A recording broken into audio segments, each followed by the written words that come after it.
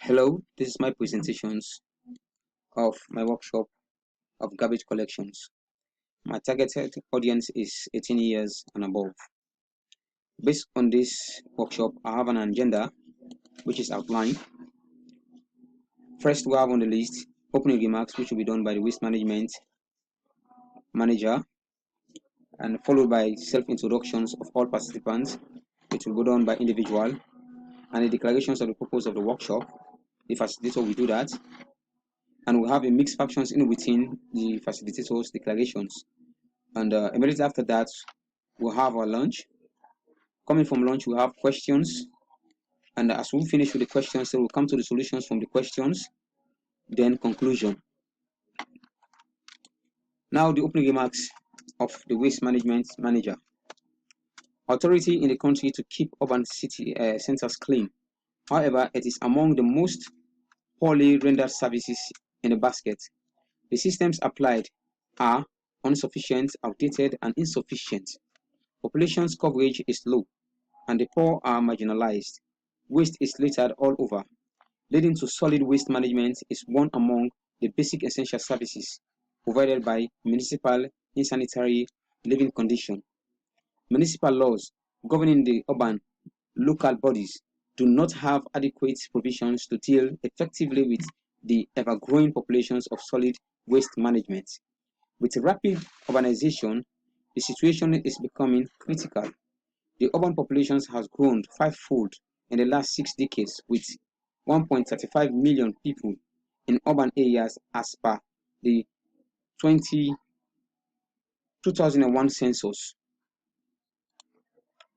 Coming from that to the next slide, you see the problems that is projected that have affected the people. And one of the key things that have come out as an issue or an agenda in within this workshop today, it will be the improper disposal of waste.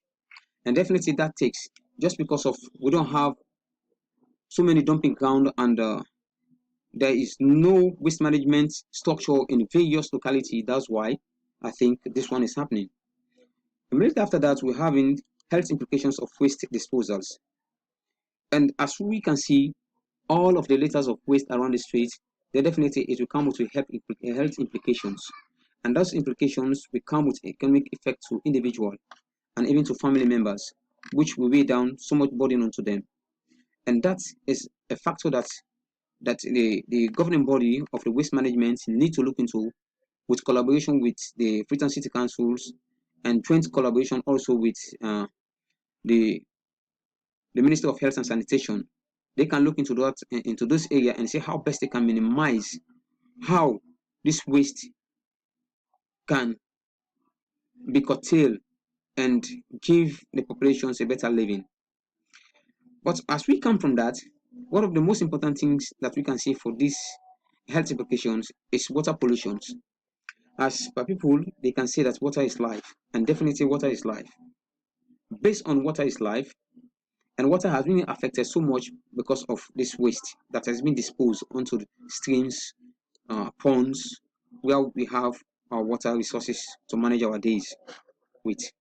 But definitely, because of the litters of garbage everywhere, it has an effect on waters. That's why frequently we experience diarrheas, we experience cholera, and so many other sicknesses that we cannot even imagine where they are coming from. So definitely, this is a concern also, which it will work along with the water resource management and also the Ministry of Health and Sanitation, in collaboration also with the Freetown City Councils, to manage these affairs very well and see how best people can get a pure pipe-borne water instead of getting water from wells, streams, and ponds. At the back of that, we have another serious things which cause heavy implications to people, which is blockage of drainages. Just because of garbage have been littered everywhere, and some people use this opportunity to throw their garbage in all drainages. At the end of the day, during the rainy season, all these drainages are blocked. And since when they are blocked, definitely it will become a problem. That's why we experience flooding. And in this flooding, we can see homes to be destroyed, lives to be lost, and property to just be smashed away just like that. And that also comes with a heavy economic effect of the individual who may find themselves in those catastrophic area. So definitely there's an implications to us that we can look into that, and we can see how best that we can sensitize people all around in our various localities, in our communities, including our family members, to have the ideology that it is not necessary for us to throw our garbages onto the drainages, because it will result to a problem wherein it will not come with a good dividend to the growth and the health for the health of the populations that or our community that we live in. So with that, it has another implication onto us. At the bullet point, you can also see air pollutions. Definitely, that one affects also. We all need to take in a very good carbon dioxide and oxygen for us to have a routines of good breath. But definitely, just because of the garbage have been thrown around, that one has become a very impending problem to all living people around any area where these garbages we have been thrown or contaminated. So definitely, when you look into that, the air will become polluted. Then definitely, it will lead on to certain sicknesses that which cannot measure. And some of the sicknesses that we can measure in this line, maybe we can talk about tuberculosis, and whooping cough, and common cold, on sinus. All these things we can experience them from this because of the air is polluted. Because every day we inhale these particles from this polluted air. So definitely is another health implications on people. And at the bottom of it, you can see garbage thrown everywhere. It is a threat to human and animal and even plant. Definitely, maybe we have talked elaborately about the effect of humans, but also let's talk about animals. They are essential to the growth of human beings, and also plants. They are really essential to the development of any nations. So where garbages are thrown, definitely those areas will not be healthy for animals and plants to exist.